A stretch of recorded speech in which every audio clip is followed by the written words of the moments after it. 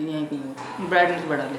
प्रिय छात्र और छात्राओं, आदरणीय अभिभावकगण और आदरणीय अध्यापकगण, जैसे कि हम पीछे के समय में 10 दिसंबर 2020 को और 22 दिसंबर 2020 को और उससे भी पहले हम लगातार संवाद करते रहे हैं और आपके कई मेल मुझे मिले हैं और आपने लगातार ये चाहा है कि कब और कैसे करके परीक्षा होंगी। आपके बहुत सारे सुझाव हमारे शिक्षा संवाद में मुझे मिलते रहे हैं और मुझे इस बात की खुशी है कि इस दुनिया के कोरोना काल की जो सबसे बड़ी महामारी और इस संकट के दौरान भी जिस तरीके से आप लोगों ने स्वयं को तैयार किया है, छात्र छात्राओं को मदद के लिए अध्यापक और अभिभावकगण ने पूरी ताकत के साथ बच्चे की मदद की है, छात्र छात्राओं की मदद की है, अपने बच्चों की मदद की है।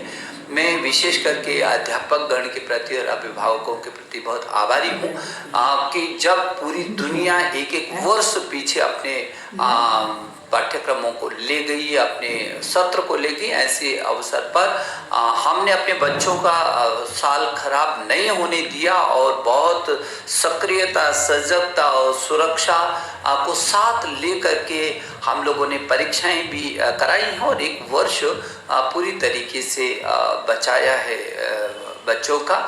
और छात्रों ने भी जिस मनोबल से काम किया है और बड़े धैर्य के साथ, पूरी ताकत के साथ जिस ढंग से परीक्षा दी है, ये निश्चित रूप में पूरी दुनिया में एक अपने आप में बहुत अद्भुत उदाहरण है। क्योंकि देश का यदि सामर्थ्य देखा जाए तो 1000 से अधिक विश्वविद्यालय हैं और 45-50 हज़ार डिग्री कॉलेज हैं, जहाँ 1 करोड़ 10 लाख अध्यापक हों और जहाँ 15-16 लाख स्कूल हों और छात्र छात्राओं की टोटल संख्या यदि देखें तो मैं बार बार कहता हूँ कि अमेरिका की कुल जनसंख्या से भी अधिक 33 करोड़ हमारे छात्र छात्राएं हों और जो दुनिया का सबसे बड़ा लोकतांत्रिक देश हिंदुस्तान और कोविड की इस महामारी के संकट में भी पूरी ताकत के साथ हमारे देश के यशस्वी प्रधानमंत्री जी के यशस्वी नेतृत्व में जिस तरीके से हर चुनौती का मुकाबला देश के लोगों ने किया, तो मेरे छात्र छात्राओं आप भी पीछे नहीं रहे, मेरे अभिभावक भी पीछे नहीं रहे हैं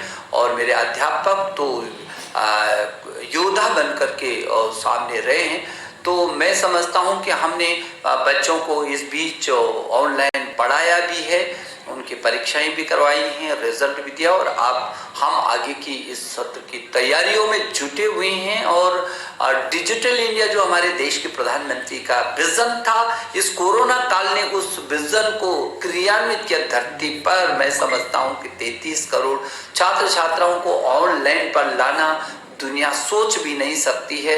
हाँ, अभी कुछ छात्र छात्रा ऐसे हैं जिनके पास स्मार्ट टेलीफोन नहीं है, जहाँ नेट की सुविधा नहीं है, लेकिन हमने उनको भी वंचित नहीं रखा। हम टेलीविजन के माध्यम से, रेडियो के माध्यम से, सामुदायिक रेडियो के माध्यम से और जैसे कि one nation one digital platform की हमने बात की थी और क्लास 1 चैनल की बात की थी और हमारे स्वयं प्रभा के 32 चैनल जो 24 घंटे हम छात्रों के लिए समर्पित हैं, डीटीएच पर उनकी समर्पितता है और उसी से जो छात्र दीक्षा पर नहीं आ सके हैं, उसके कारण उनको दिक्कत हुई, मोबाइल नहीं उसको पा सके, उनको भिन्न भिन्न तरीके से हम लोगों ने किया। लेकिन मुझे इस बात की खुशी है और ये कहते हुए मुझे गर्व भी महसूस होता है कि हिंदुस्तान की शैक्षणिक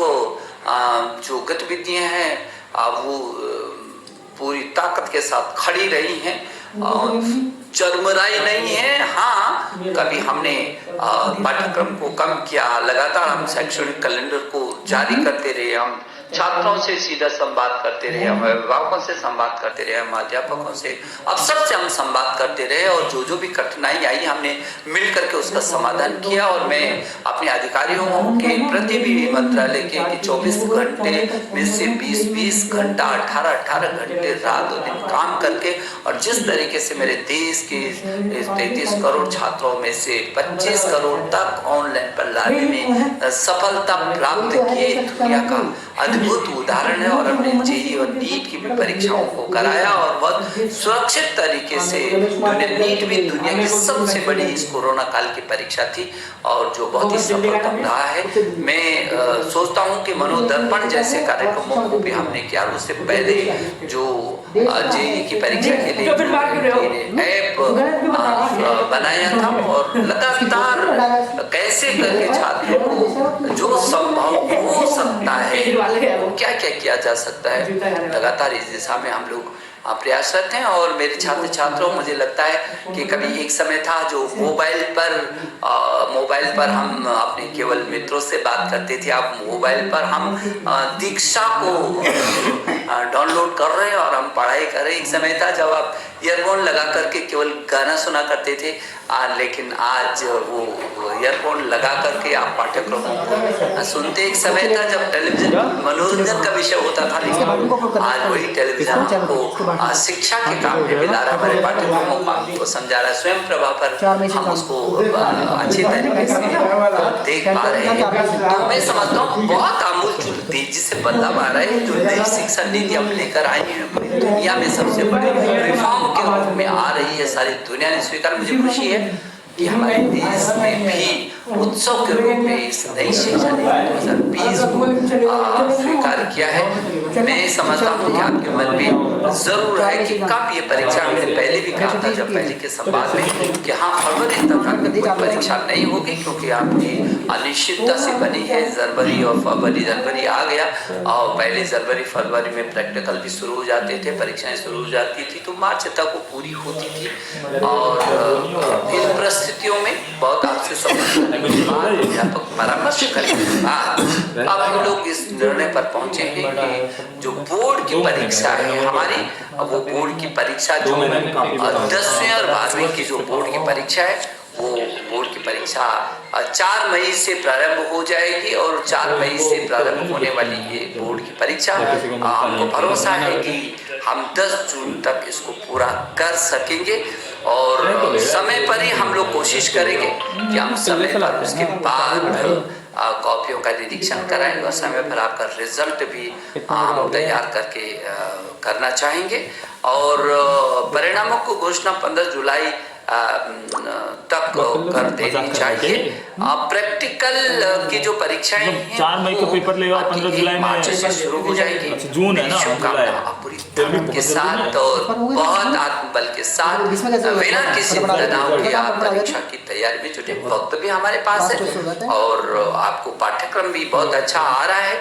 और सीबीएसई ने वैसे भी इन प्रस्तुतियों में 30% पाठ्यक्रम को कम किया और लगातार आपके साथ हम संवाद में हैं। सीबीएसई बोर्ड के चेयरमैन लगातार इस दिशा में नजर रखे हुए हैं और पूरा तंत्र आपके साथ जुड़ा हुआ है। तो मुझे भरोसा है कि जो 4 मई से होने वाली जो बोर्ड की परीक्षाएं हैं उनके लिए आप बहुत मनोबल से तैयारी करेंगे और पूरी ताकत के साथ और बिना किसी संकोच के आप परीक्षा को देंगे, मस्ती के साथ परीक्षा को देंगे।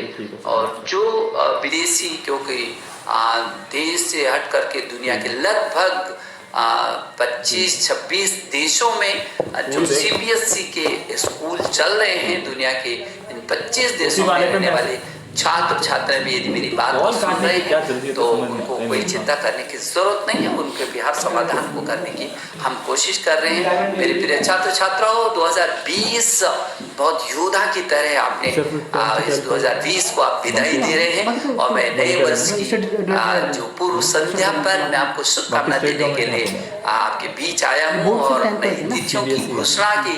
आने वाले साल में हम इन तिथियों का भी स्वागत करना चाहते हैं जब मेरे आप सभी छात्र छात्राएं बहुत मनोयोग के साथ बिना किसी तनाव के अपनी परीक्षाओं को देंगे। मैं आपके अभिभावकों को और आपके अध्यापक गण को एक बार फिर अभिनंदन करता हूं और आपको शुभकामना देता हूं। नमस्ते।